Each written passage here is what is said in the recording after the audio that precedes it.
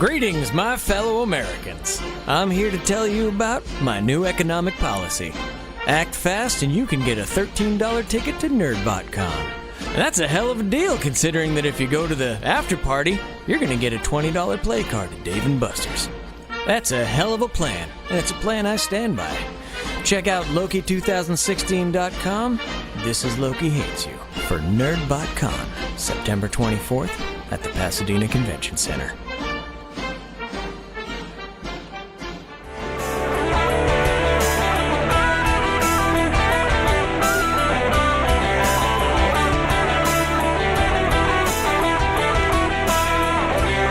That's my hit.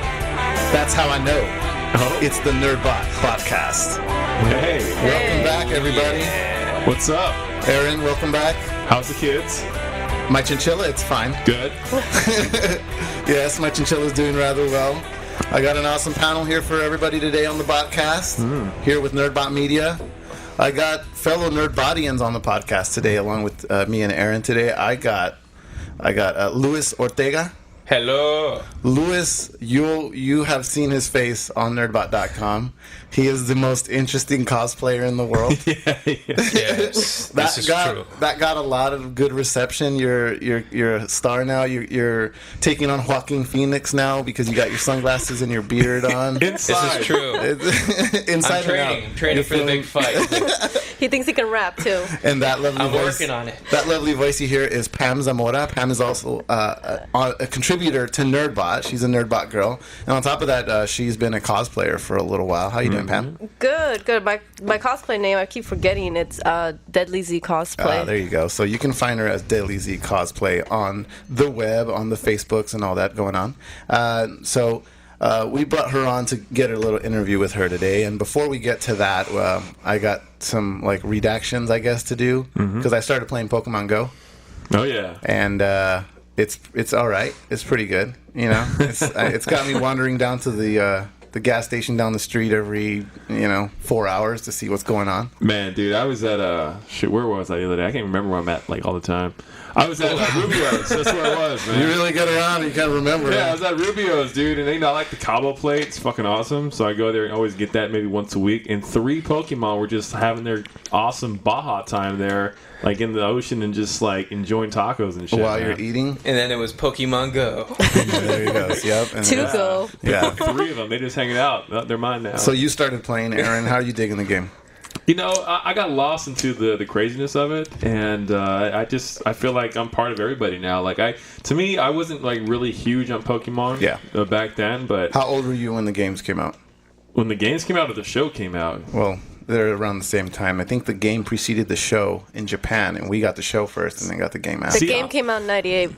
I mean, not the game, the show. The show? The show, okay. yeah. And the game came out in 94, 95. Because I always thought I was one of those cool kids in high school, so I never wanted to talk about Pokemon and all that. Yeah.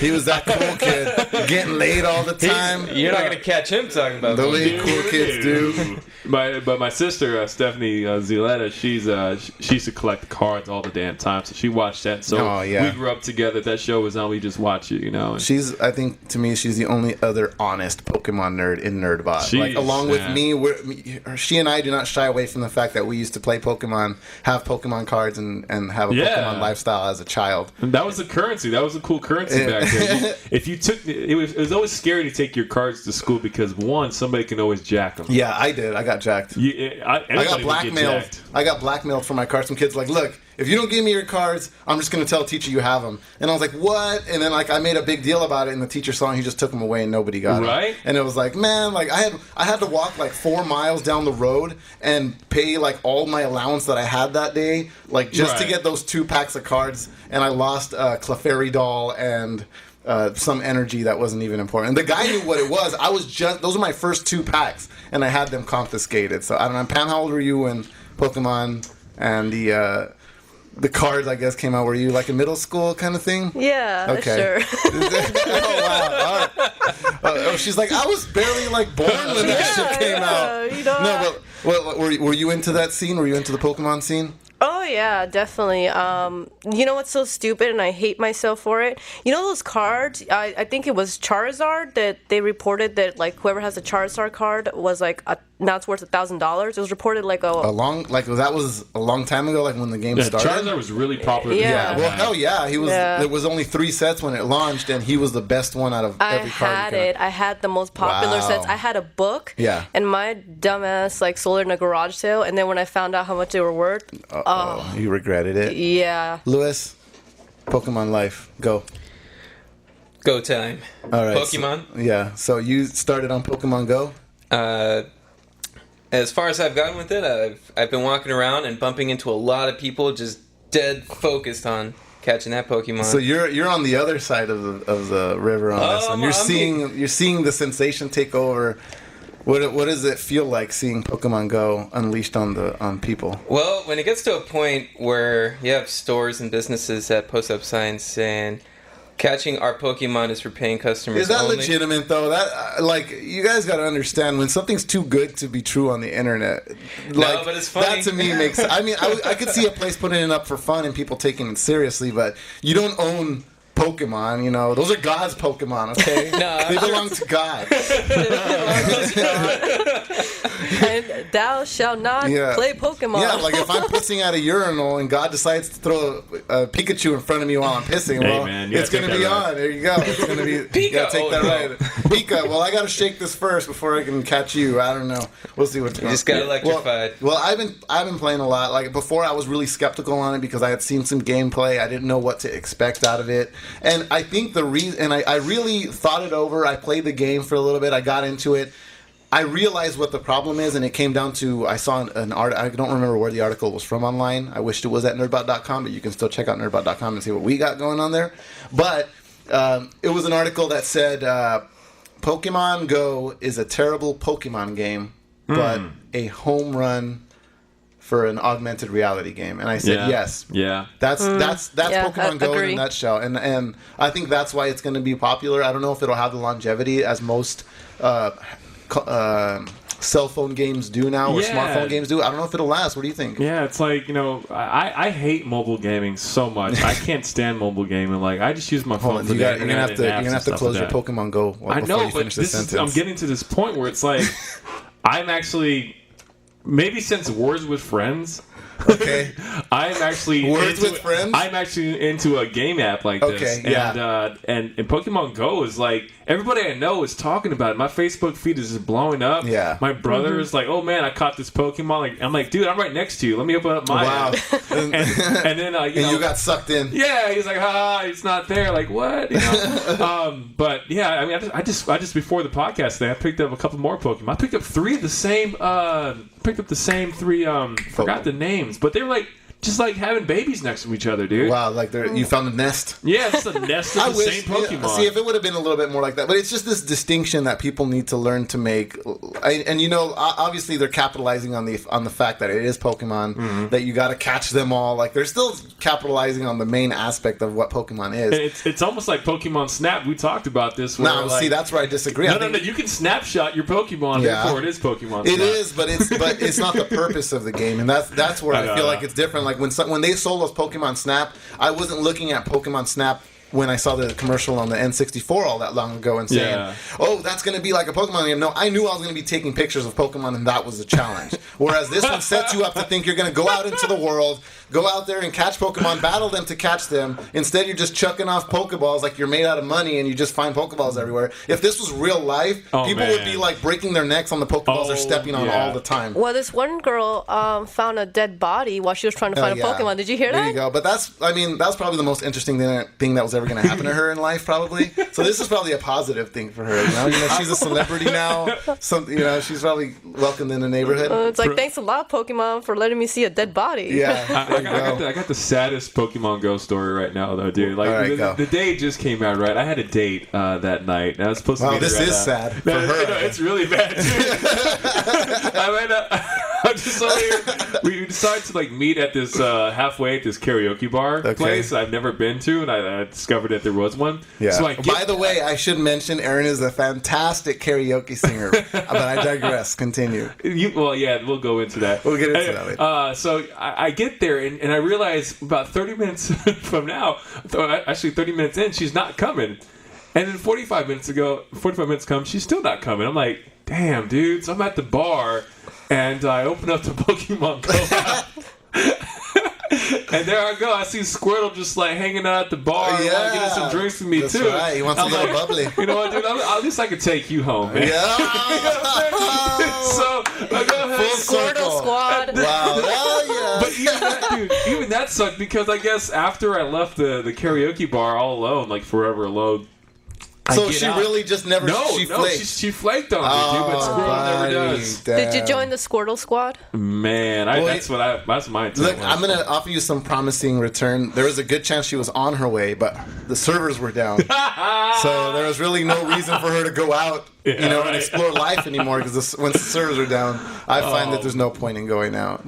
And once the servers got down, I couldn't even capture that Squirrel. I came out like, oh, you still got to capture your first Pokemon. I thought I just did. So and it's been a rough few days for it, but you got to talk about like people were trying to find ways around the servering issues. Like they were trying to find ways to log on through the Australian servers, and they did that, and then I guess the developers were punishing them by now holding off on releasing it a few more days. So there's definitely been some Pokemon Go controversy. One of the things that I hate seeing are the fake stories online that people have been like sharing around, and it's really easy because it's that thing that I always say where the internet offers you a lot of things that are too good to be true, and you have to do some digging to really find out if it's true. And there's the stories that are like, oh, this kid wandered into traffic to catch a Pikachu. If you played the game, if you play the game driving like I did, you know that you can't do anything while you're driving. The game knows you're driving, so you kind of got to wait until you're back on foot or you're back at a stop location. It's really not going to work out in that way. So the developers know what's up. They know what's going on. I think they took a lot of cues from the Pokemon Go. What was it called? Was it Pokemon Go when they did that April Fool's thing not too long ago, where you would go around and capturing the Pokemon on Google Maps? Was it still the same thing? Was it called Pokemon Go? I think it was still called Pokemon Go. Or was it Google Pokemon? Who knows what I forget what it is. See, that's how far it is behind us now. Like, I remember I was so pissed off about that because I was like, you guys like totally.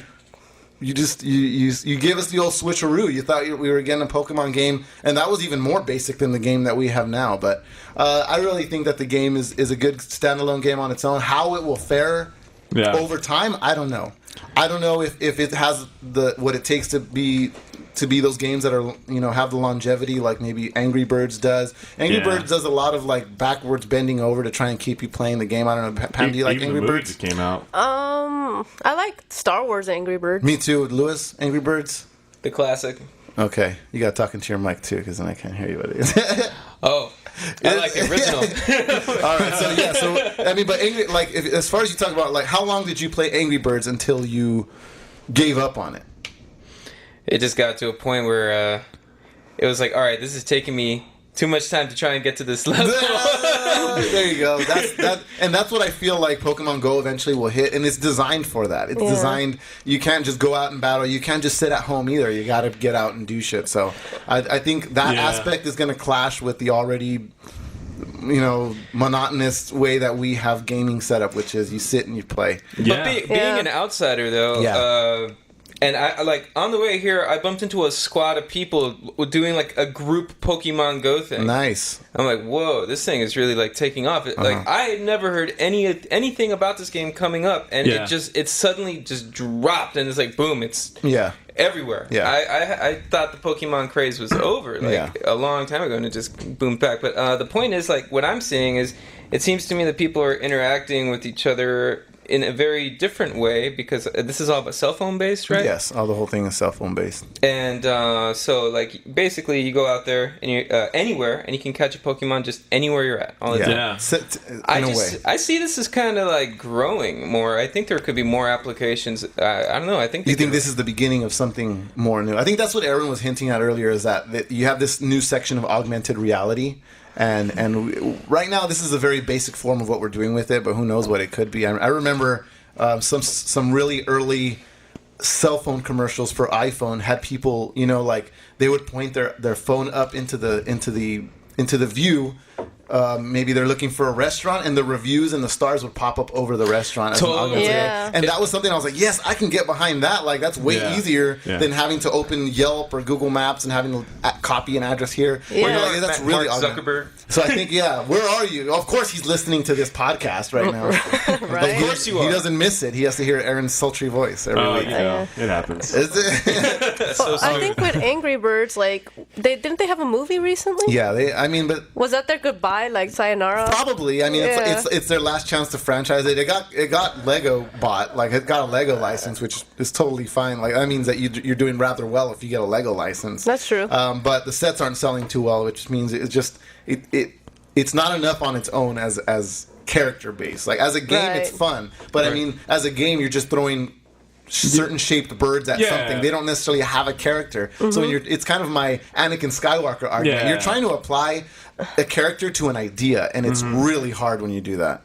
Because the idea behind Anakin Skywalker, aka Darth Vader, is so huge. How do you develop a character around an idea?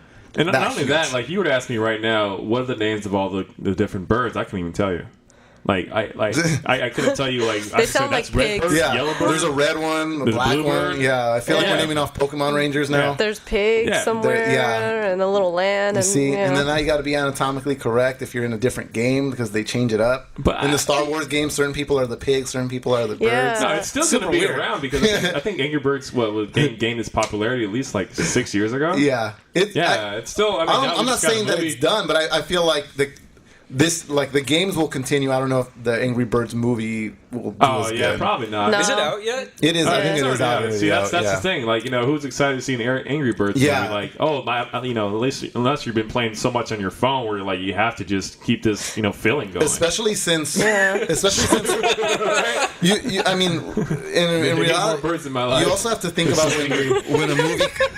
Why are they so angry? I must know. What? I need to know their life, their background story. The rabbit hole goes deep. The developers are going to take their angers out on their fans. You didn't watch the movie. These games are next to impossible to play. Oh my god! Like Pixels, like that Adam Sandler movie that failed. No, I mean, but that was destined to fail. I felt. Like at this point, you can expect that Adam Sandler's making movies because it's fun to make movies the way he makes them. Oh man, dude, he had this new movie on Netflix. Here we go. Just came. I actually watched it. It had David Spade in it. Oh yeah, I actually watched it. I liked it. Actually, it was actually good. It was good. What was it? Damn, I can't even tell you the name right now. It's just another Adam Sandler movie. Wow. But it was David Spade. Basically, he's trying to run away from his life that he has because he has a miserable life. Joe Dirt. Yeah. Joe Dirt 5? No, he's a bank accountant, and his wife or his ex-wife is just like seeing other men, and his kids. Is this where like he kind of fakes his death? Yeah. Okay. Yeah. All right. Yeah, I didn't see it. And he has like a threesome at one point. It's pretty Cool. good, dude. All right. Well, I mean, but it's David Spade, so I think that's why it was good. They just pepper that in. Oh, there was a threesome. What is this? That was the highlight. Like, because it was two guys and one girl. Yeah, it was. That was my virgin years. Oh, nice. Yeah. I was like, ew. So, now, and you work for Adam Sandler now, plugging his shitty movies too?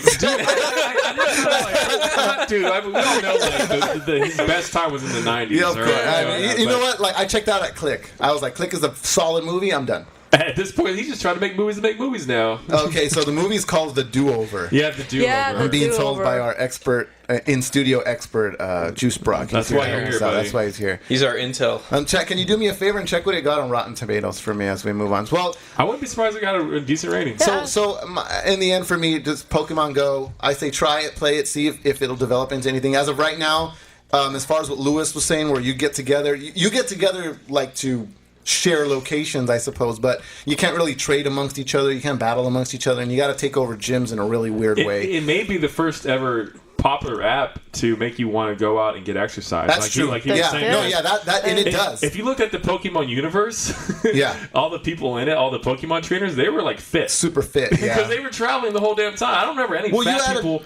like anybody, like just besides lethargic in there. Besides like Snorlax, he's a Pokemon. He has his problems anyway. But look, he has that's a metabolic issue. We kind of So I wouldn't mind just going down to the beach and trying to find water Pokemon. And they say there are somebody was saying in Venice Beach they're catching crabbies out there, and like it does change. Awesome, now I gotta download the app because I haven't played it yet. It's pretty good. It's definitely something fun to do while you're out, as opposed to Words with Friends. Like honestly, Words with Friends would get frustrating because you have to keep up with so much. Like if you really get involved with it, you're all over the place. So, all right. So I would say check out Pokemon Go. It ended up being, like I said, if you take away the consideration that you're not playing a regular Pokemon game, you're going to be just fine.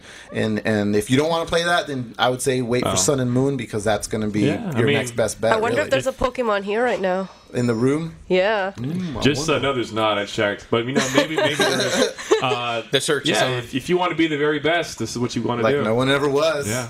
There you go. There you go. Now is your real test to catch them. That's all I got. I can't really twist Pokemon the words in Go. any way. It'll make you walk. There you go. But go outside. It does want to make you walk, though. One more thing.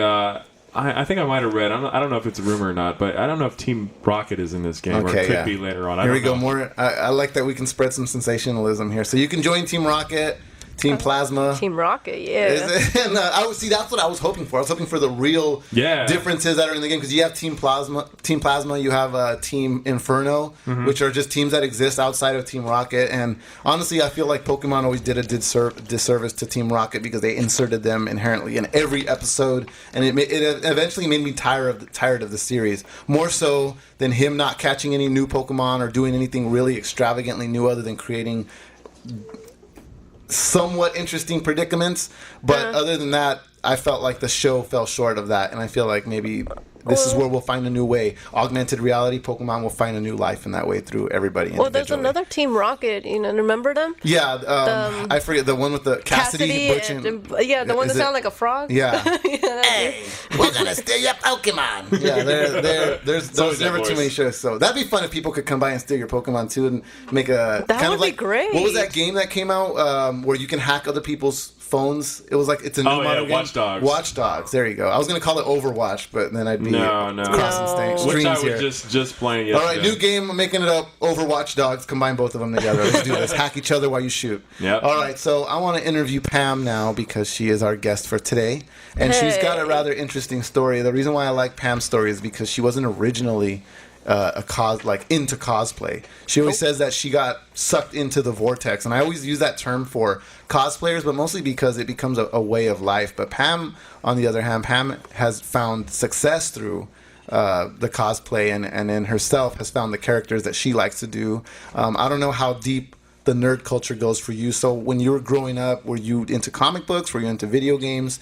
What led you at least to the point where you could consider cosplay? Well, I always describe myself as Michael Cera of cosplay, because you know how Michael Cera went into movies and he plays the same freaking dude in every single movie, and he has all these famous people who are it's like they act around him. Yeah, it's like, what am I doing next to Stan Lee?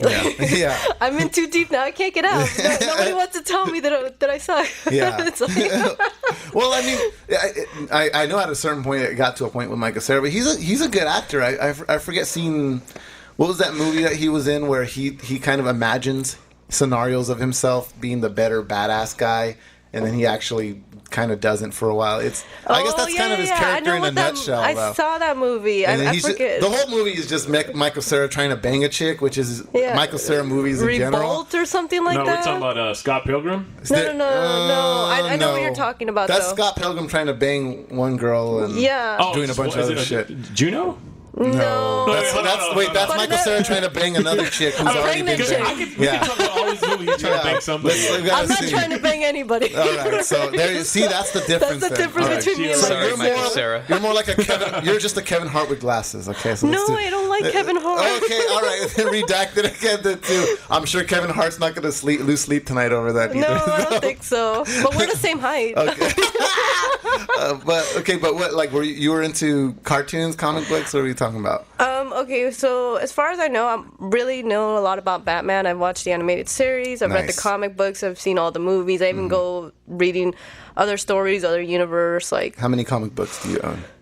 For Batman, I lost a lot of them actually, so I don't own any of them anymore. And the Great Batman Fire of 02. And the Great Batman Fire of 02. I actually have my 2 original ones. There was one, The Death of Batman. Okay. I didn't even know he died, but at a certain point, everybody dies in comic books. Well, it was a series. It's an original series, like, long time ago. Okay. Where he really didn't die, but...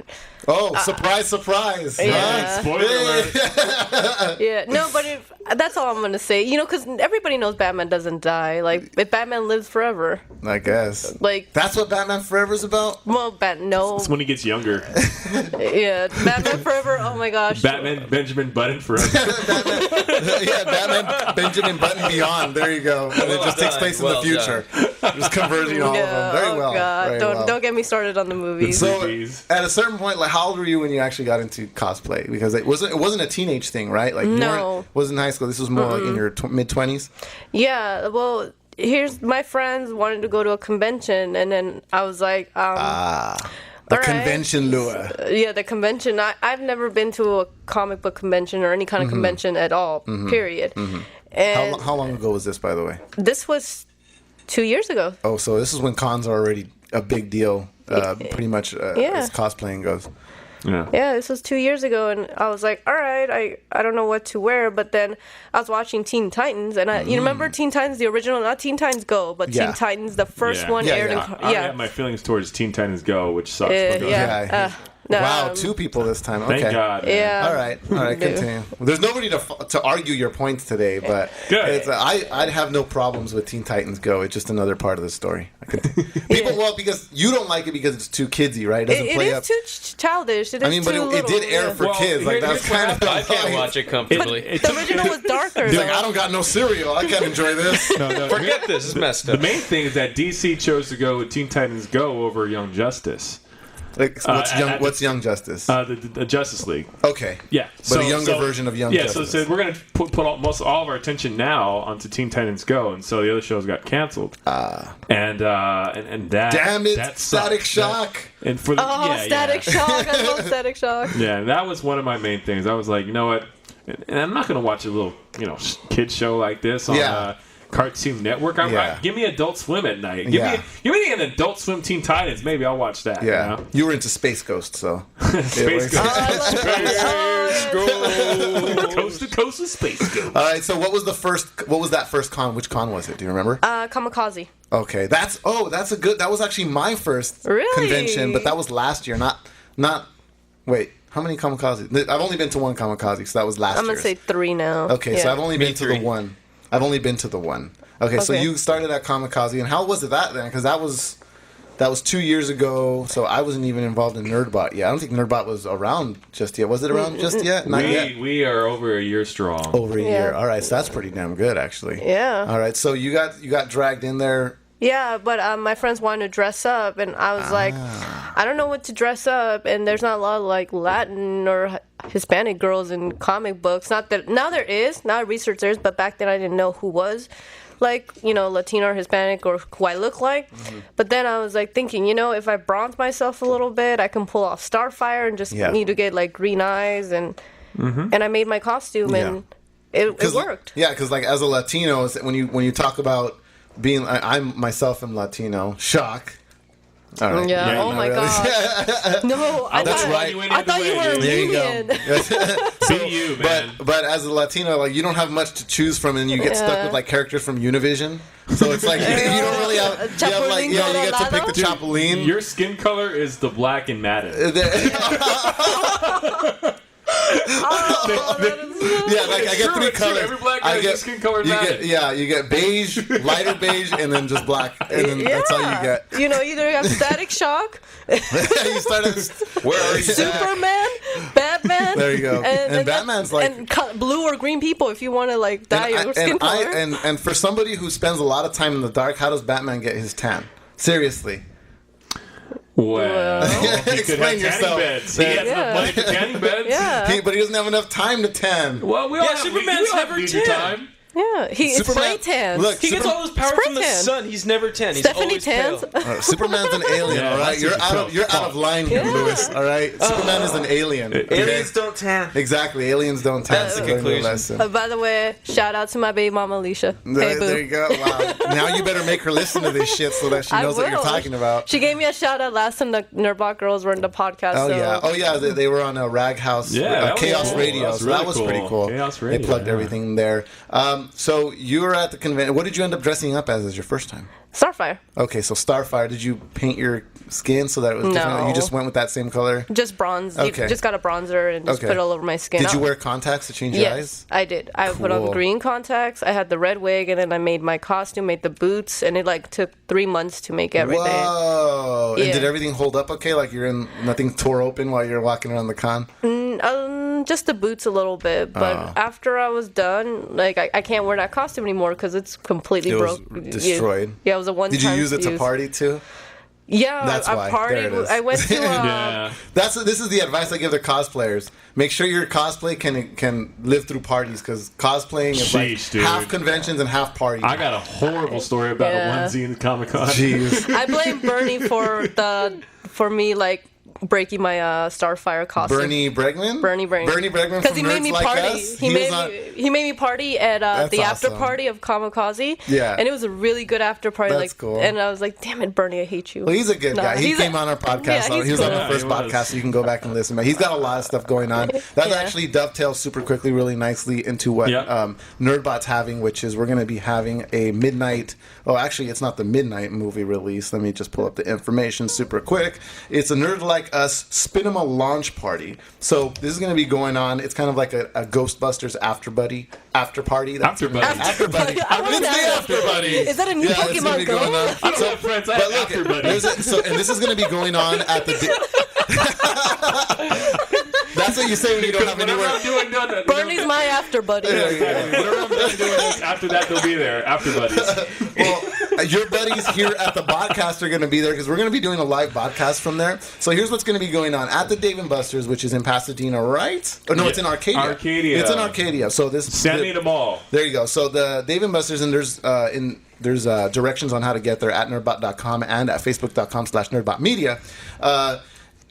The first 150 people to purchase movie tickets for the film through Nerds Like Us, through the Spinema launch party, are going to get 2 free drink tickets for Dave & Buster's and get a $10 play card. That's good for the arcade. So altogether, it's about like $55 value. Yeah, I bought 4 tickets for myself. Jeez, I'm selfish. That's like a great time for 5 hours. Tickets are basically sold out because people like Erwin have been buying tickets. Yeah. But make sure you check it out. Like everybody's going to be there. We're going to be doing a live podcast there. So we're going to see who we can get, and we're going to get people's opinions about the Ghostbusters movie because we have yet to see it. Yeah. But it's going to be a really good time. Again, it's hosted by Nerds Like Us, so you can check them out. Also, they're on facebook.com/nerdslikeus. So that's pretty cool that you actually met Bernie so early on in your cosplay life. It was, I didn't know who he was because I was asked to come back to Kamikaze again the second year and to model. For a girl with one eye, which does really cute clothes like Star Wars. I really thought there was some kind of representation for women with only one eye. Like the Cyclops women? Yes, the Cyclops. Only we can do Cyclops. And I think pirates. And pirates. Yeah. And he was hosting the event. It was I guess geeky fashion, or something like that. And I saw him with his big helmet or. Darth Helmet from Spaceballs. Yes. Yeah, that's a pretty good cosplay. I was like, who's this guy? And he looked like him. And I was like, hey, I like your costume. And that's how I started talking to him. I had no idea who he was. I just thought he was some dude with an amazing costume. Nice. And then when I went on the runway, they didn't tell me that Sci-Fi Channel and a whole bunch of people were, and I've never modeled on the runway before. Goodness. I wanted to. There was never a time you wanted to crawl into your own ass and then die. There's Stan Lee over there. Then there's famous people. There's a whole bunch of cameras, videos.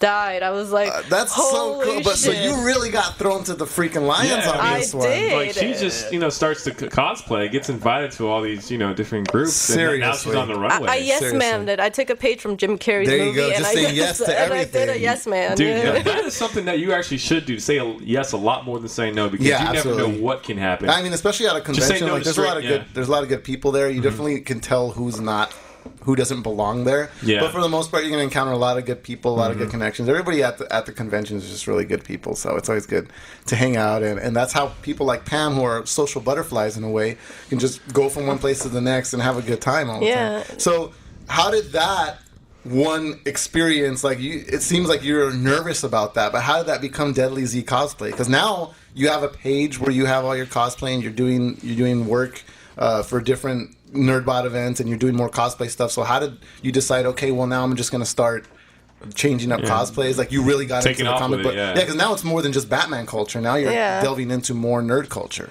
Well, I like it because, I get to be different characters, and I get to actually, like, feel how it's like to be in their shoes. Mm-hmm. And some cosplayers, like, act like their characters. Yeah.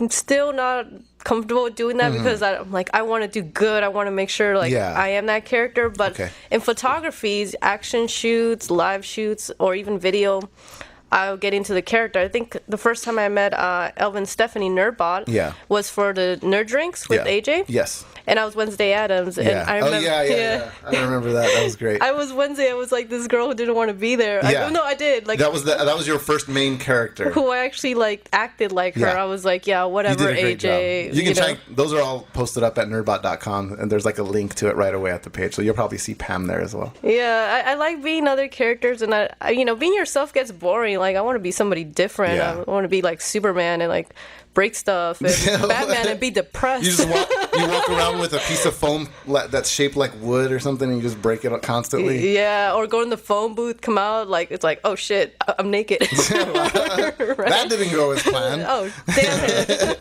Well, that's super cool. And so, what are your long-term plans now? Because now you actually have a platform. You have a way to get your media out. Your Facebook's growing. Your Instagram's growing. What's your future plans? Do you have cosplay, bigger cosplay plans at least, or do you want to do more elaborate cosplays, or is part of it to kind of just grow slowly and get into your characters like you're trying to do? With my cosplay, I guess I'm just trying to do more activities with social groups or productive groups, like Kids Can Cosplay. Mm-hmm. Me and Anna did that, and that was kind of a cool experience because they're kids who live in homeless shelters, and we got to be these characters for us, and they believed I was Black Widow, and they believed the guy next to me was Black Panther, and they were into it, and it's so cute because. Whoa. Where can people go to find that information at, or is there? Well, Kids Can Cosplay, you can find them on Instagram, Facebook, and also what is it? I'm trying to think of the organization that has Kids Can Cosplay, but yeah, I mean, if you look at Kids Can Cosplay, Kids Can Cosplay, yeah. Okay. All right, so we'll let everybody check that out. Yeah, and one thing I'm just just gathering from this is that for people out there that hearing her story right now, you can probably relate to her because she wasn't sure about going to a convention. Yeah. And she ended up going. Yeah. And now her life is pretty much changed. Yeah. And now for the positive. She's meeting new people. So anybody out there that just, is alone or just, thinks their life is boring. Hey, you think you're just a nerd, you don't belong. You don't belong. Come out to a convention. Go to as many as you can. You never know what can happen. Seriously. Meet some cool people. We want to meet you at Nerdbot. And that's just a great story she has there. Yeah. Actually, if I may, Agents Can Cosplay now. Agents of Cosplay. Agents of Cosplay. I have heard. Yeah, of. Okay, so that sounds good. They're great. I mean, if referring to your question, I want to be able to go to more panels and talk to people, and be a representative. Change people's lives. Like cosplay changed my life. Nice. To be honest with you, I owe cosplay a lot because before cosplay I was going through really, really bad depression, really I had nothing to do, and I was extremely sad all the time. I hear that, and that's actually a very common thing that you hear. You hear people say before cosplay or before conventions, Comic-Con conventions. I was very alone, or I felt very down, and this gives me something, to do. And it's it's a new way to do it too, because it's not just like getting into a TV show where you're forced to interact with their world. Now you're forced to interact with your world. This is your world. Yeah, and you meet a lot of positive people too. Yeah. that bring up your spirits, lift up your spirits. Yeah, and it's definitely like I said, listen to her right now. It's a testament. Pam, do you have advice for people who might be in your situation, similar to what Aaron said, but definitely coming from your perspective, because you've been there before, you felt that before. Do you have advice for anybody that might be unsure whether or not to go to a con? What to do, or whether or not they should get involved in nerd culture. How to get themselves involved. How to get motivated, yeah. I would say just, get a group of friends, or just you and a friend or a buddy. Yeah, or like somebody you trust. Late night buddy. Yeah. What do we say? After night buddy. After bud. After bud. And after buddy. They're there when you're done doing shit.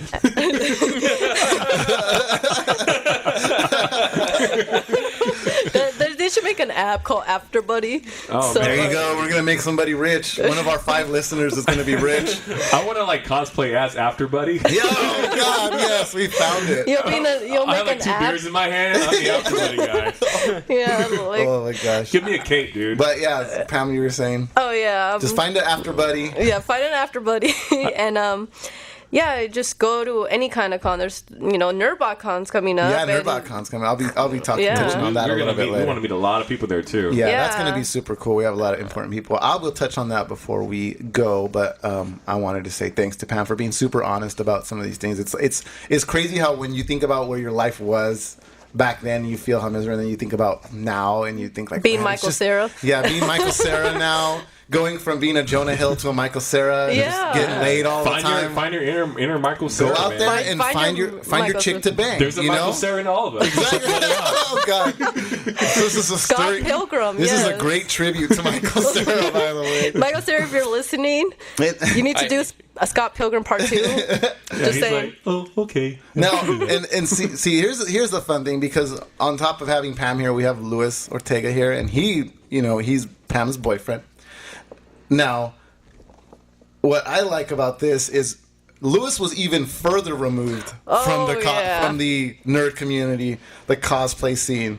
And through you, now he's gotten sucked into this vortex. I think it might have made him stronger. I think so. Like if it doesn't kill him, it makes him stronger. I had to make his costumes because he never cosplayed, so I made the truth comes out. Most interesting man in the world. I wrote that for him, and then I made the costume for him. Yeah, Pam is also a writer for Nerdbot, so she helped put that together. It's all true, even down to putting together the cape. Yeah, is it a cape? No, it's not.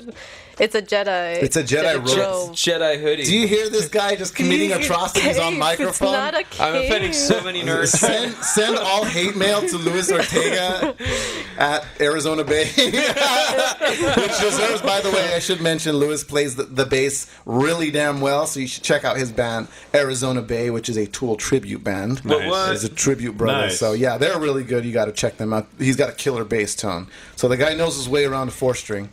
And I don't know, can we say we're doing the thing? It should be I'm gonna bring it up when we talk about everything that's gonna be going on at Nerdbot-Con. Ooh, those are hard to say. Nerdbot.com, Nerdbot-Con. Yeah. Trying to get me, Elvin. Calm those cons. All right. Con. But the last topic I want to get into is something that Aaron saw this weekend, and I think that actually pans across our entire panel today, which is Independence Day 2. Yeah. 4-2. Independence. What is it?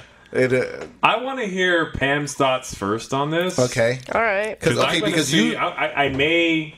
I may disagree with her hardcore on this, or I may agree with her hardcore on this. So you want to basically have your arguments prepared for her rather than stand up and fight against her. Okay. Let's see what she says about Independence Day Resurgence, the movie that came out 20 years after the first one. Let me refresh everyone's memory. 3 billion people died. 20 years ago, Will Smith traveled in time from the times of Wild Wild West all the way into 1994. He got jiggy with it? Yeah, he got jiggy with 1994 and Bill Pullman and Vivica A. Fox because she was smoking hot then. Which was 96. Yeah.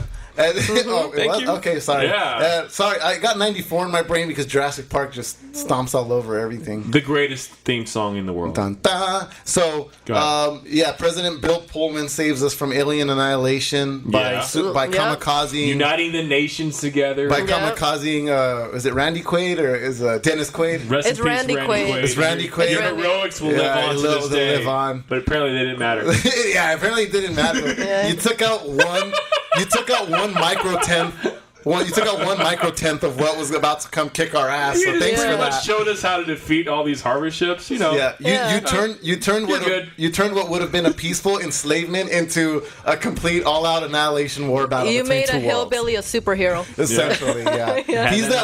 He's that one guy who, like, when the aliens come down, they like the army's like, put your weapons down. And he's the one guy that shoots. It's like boom, boom, boom. It's like, oh, it's all-out war now. Like, damn it, we would have avoided a war if you just stayed quiet for. I like to think the aliens thought they could have had us, but if it wasn't for fucking Randy Quaid. Yeah, I know, right? It's right. Damn Randy Quaid. Damn you, Randy Quaid. If it's not Randy Quaid, it would have just been Keanu Reeves, okay? Something would have happened at some point. Oh my gosh. So, but even the story behind how Pam got to see this movie was pretty damn good. So where were you? How did you get to see this movie, Pam? 4th of July, the Feld Mansion. Feld Mansion is basically Corey Feldman's mansion.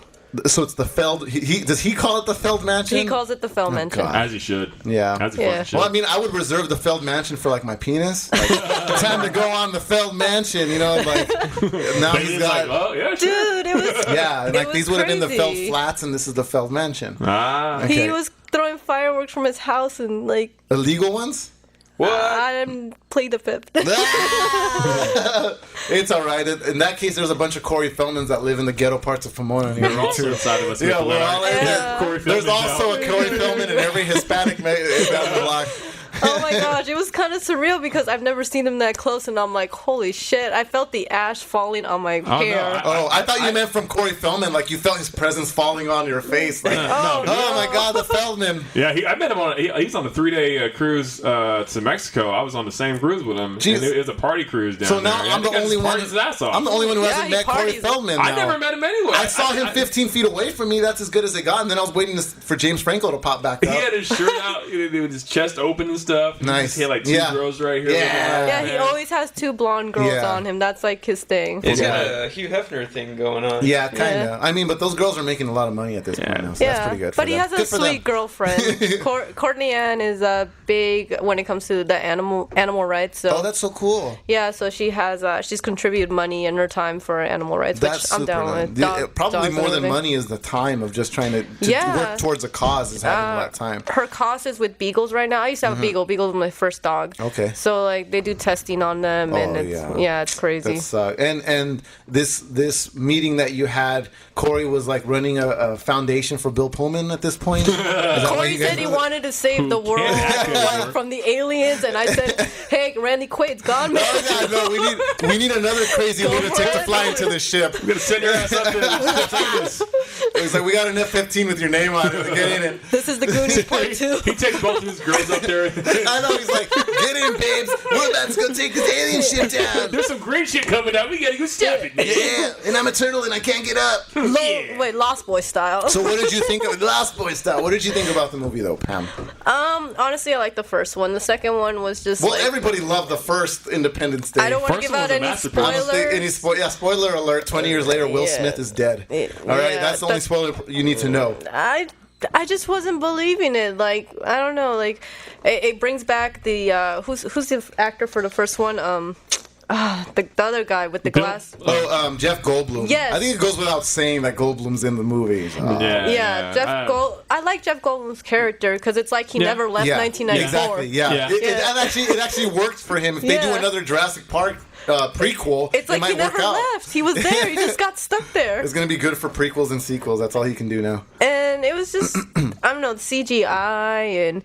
You know, what's his name? One of the Hemsworths was in it too. Liam, yeah, and he's all like trying to be the next Will Smith. The one that's not banging Miley Cyrus? Yeah, good for him.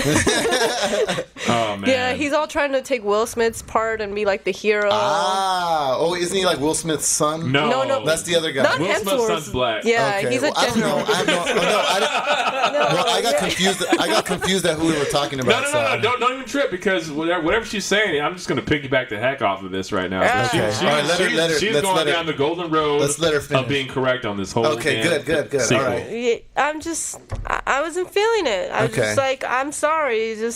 How long was the movie? It was like I was watching a teen. Long. 2 hours? Yeah, a teen version of Independence Day. Not. Dude. I mean, there it is. Lewis, you saw it too, right? Yeah, Lewis. All I gotta say is that I do agree with that last one. It did go way more into like the Twilight. Yeah, like the vampire, the alien's gonna glow with glitter too. Oh wow, Aliens are sparkling. Yeah. I mean, oh no. Yeah. So they gave it the Bratz treatment. Yeah, pretty much. Let's go into some Independence Day history for a second. Okay, here we go. Lay it on me. Go And it should be mentioned that Aaron looks like a even better aged Bill Pullman. Yeah, I was going for Bill Pullman. You got some Bill Pullman That's his podcast. cosplay You today. did, yeah. You definitely got your Bill Pullman That's his cosplay on cosplay, par today. Yeah. We will not go out and do the night. We will go up and do the right thing because it is right. We are going to unite. That's probably how. I don't know. All right, so as we all know what happened in the horrific times. The horrific battles of 1996. When alien encounters came down, and apparently they wanted to conquer our whole Earth, and that's what they do. They go from one planet to another and destroying shit. With no reason, by the way. galactic there is a locusts. reason. Oh, there's a reason? Okay. For domination. Okay. Yeah, anyway. Wow. The most boring. It's like we've mastered traveling across the universe just to dominate races that mean nothing. Here's what we know. 3 billion people died. Okay, 3 billion people died. And Billion with an M. Bill Pullman, the president, I think he's Mr. Whitmore now or whatever. I guess that was his whole name. I mean, that's one thing about this movie is like you don't really care about the characters in this one.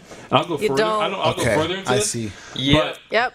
Like it was the cast was just dead awful to me. Thank you. I didn't give a shit about any character. The new character? You care about the old characters, obviously, right? Yeah. Will Smith's son had the least talent I've ever seen an actor in my whole Wow. life. It was Really? like really He Michael bad. Cera it?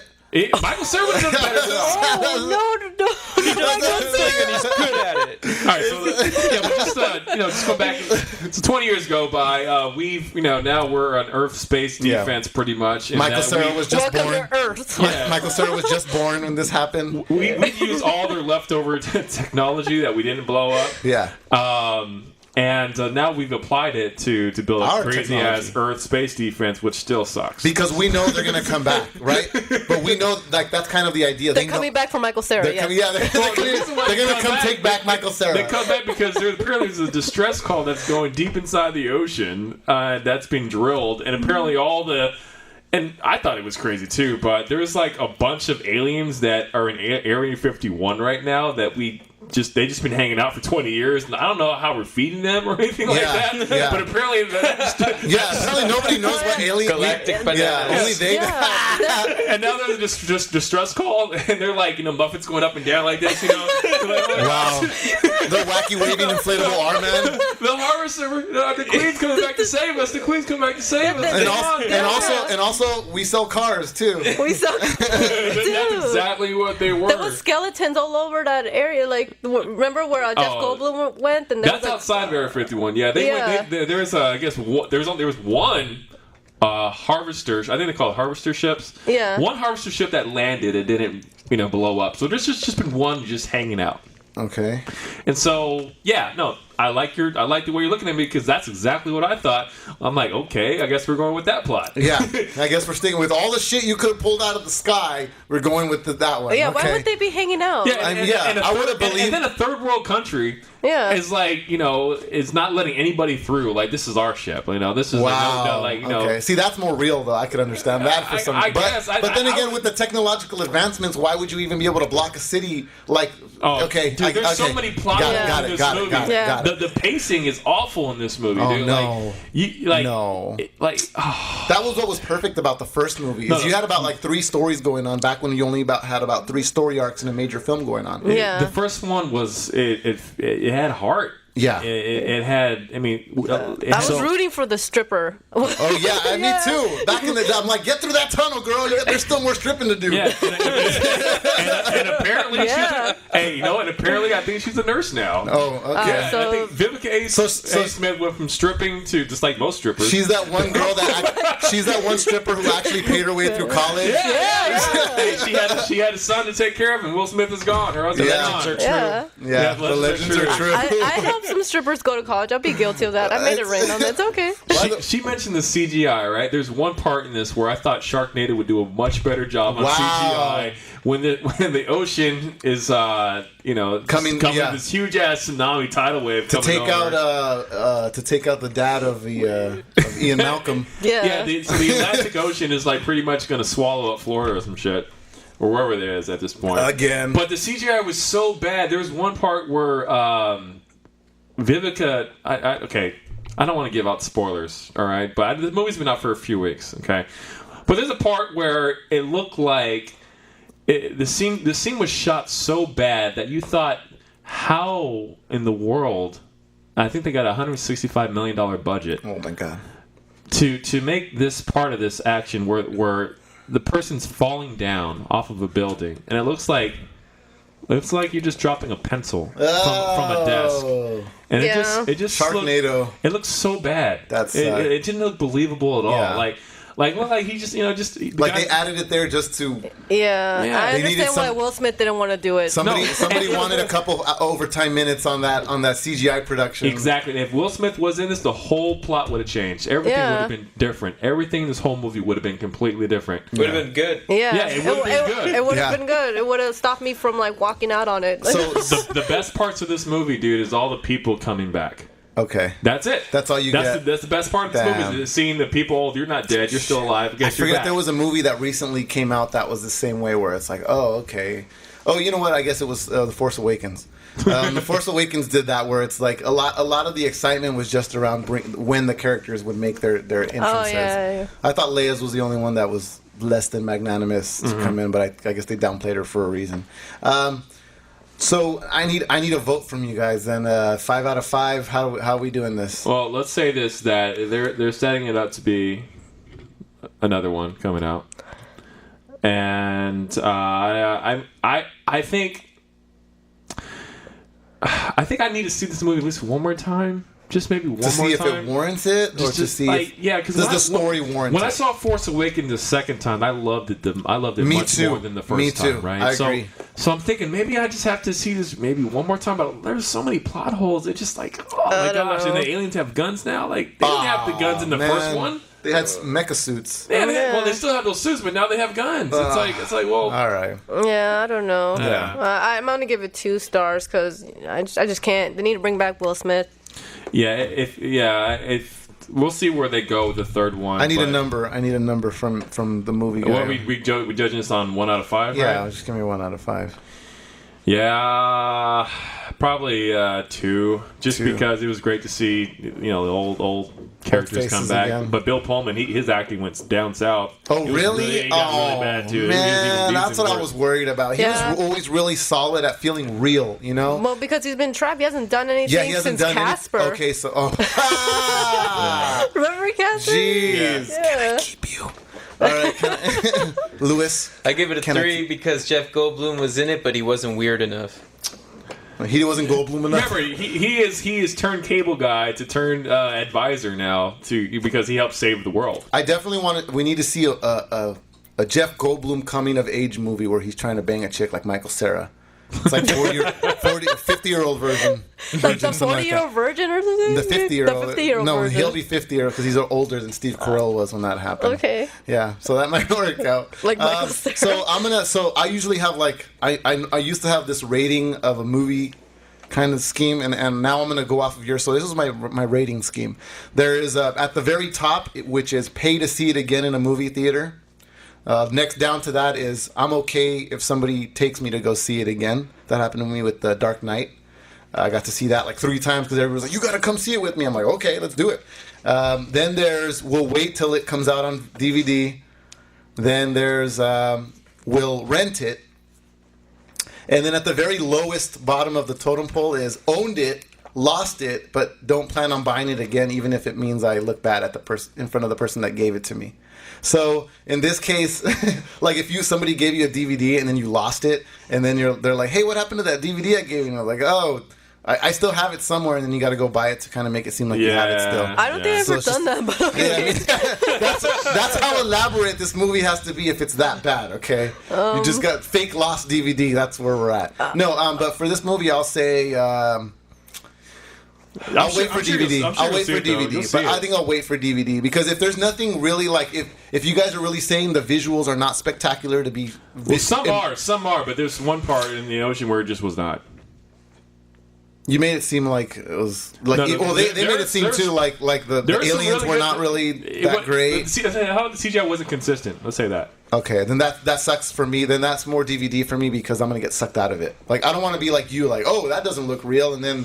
You're kind of like, oh yeah, I'm watching this fucking Besides movie. the ocean scene, I think everything else was solid. I mean, it just kind of goes back to the first Independence Day, how that movie still holds up. Those graphics were still great. Yeah. Nice. Yeah, you're right. A lot of stuff from that time goes, but see, still holds up. You're talking about a different way of filming, which is at that point we were only using CGI as an aid versus now we use it as our main. Yeah. And now going back to practical effects is considered to be wow factor, taboo, and it's like, come on, man. Jim Henson's been walking down the street for fucking 40 years. Where it's at. Yeah, like me and the hand juice over here were talking about this earlier. That they were doing so much work, and anything done in Muppets, anything done with Jim Henson, is always more work than it's worth. Yeah, like they'll never get paid as much as they deserve for all the work. For everything that they do in any film industry work that they do, it's just always underpaid work because it's fantastic. Like it's the illusion of faking out somebody's mind to make them think something really exists in an environment. Whereas in CGI, it's fake, but you have to buy into it. Yeah. Well, Evil Dead, I don't know if you've been watching the series. But the new series on Netflix. It's really good. Like, they don't do too much CGI. They do a lot of practical, I've seen. And it looks legit. There's a part where it's so bloody, I was like, oh my goodness. Yeah. That brings me back to, like, the good days of horror films. Or just the first Evil Dead in general, which was just a lot of practical effects. Like, it's kind of terrifying because you kind of relate to Bruce Campbell in those moments. Like, oh shit, there's something literally, like, right there. Versus the CGI where you can kind of see the shadow doesn't really lock up. But that's besides the point. Well, we're getting towards the end of our tenure here for this podcast, but I do want to go over Nerdbot-Con, which we'll be having in September. It's September 24th. It's on a Saturday. It's going to be an all-day event, and it's going to be really cool. We have, so far, our list of guests keeps growing, but we're going to have Walter E. Jones, the original Black Power Ranger. He's going to be there signing. And we're also going to have John Kay, the creator of Ren and Stimpy. He's also agreed to be there. So that's going to be pretty cool. We saw him at, what was the event we saw? It was Pasadena Toy-Con.